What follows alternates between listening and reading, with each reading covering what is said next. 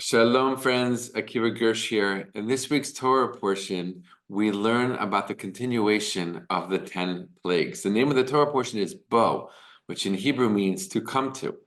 And Moses continues to come to Paro and tell him, let my people go. Let my people go, or else God will send another plague. And in this week's Torah portion, we learn about the last three of the 10 plagues. And the second to last one is the plague of darkness. We learned that it was not a normal kind of darkness. It was a thick, tangible darkness, so much so that it says in the oral tradition of Judaism that whoever was standing up couldn't sit down, and whoever was sitting down couldn't stand up. It froze them into place for 3 days. But then the Torah says something very interesting, even a bit strange. It says that while there was darkness in Egypt for the Egyptians, there was light for the Israelites. They experienced light. They could see like they normally could. It's a tremendous teaching.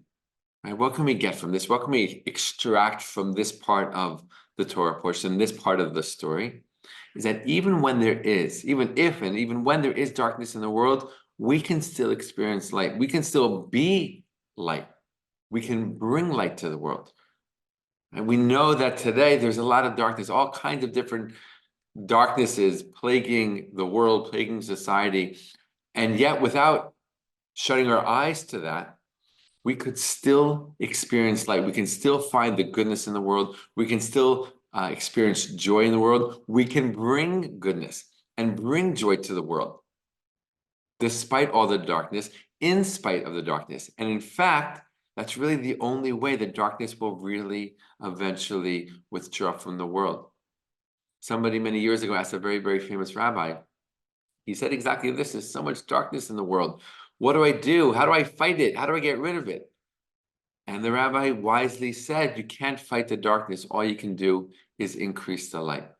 And it's a really powerful part of the story. I think it really sets the Israelites apart from the Egyptians and really hones in on the differences between the Egyptians and the Israelites, who they were, what they were about, what their goals were, why they were living, how they were living, and especially the leaders of these two people. Right? So often in the Torah portion, Moses is confronting Paro. We have these two very powerful figures, these two very powerful personalities, the leader of Egypt, the most powerful country in the world back then, and Moses, the leader chosen by God of this budding Israelite nation. And they are very, very different from one another. We can say that Paro represents darkness and Moses represents light. Paro was filled of ga'ava, as we say in Hebrew, of arrogance. So much so, he brought his country to ruin. Even though he saw very clearly what was happening to his country, to his people, because he wouldn't let these Israelite slaves go, he still didn't give in, and he still didn't let them go. He was willing, he was ready, he was okay with destroying his entire nation, just so that he could still be the powerful one and say, no, right? Who is this God you're talking about? And he himself looked at himself as a God, right? That's darkness. Moses, on the other hand, looked at himself as a servant of God, a messenger of God, right? And we know that Moses was chosen specifically to be the leader of the Israelite nation because of who he was and what kind of person he was and how he lived his life. That represents the light.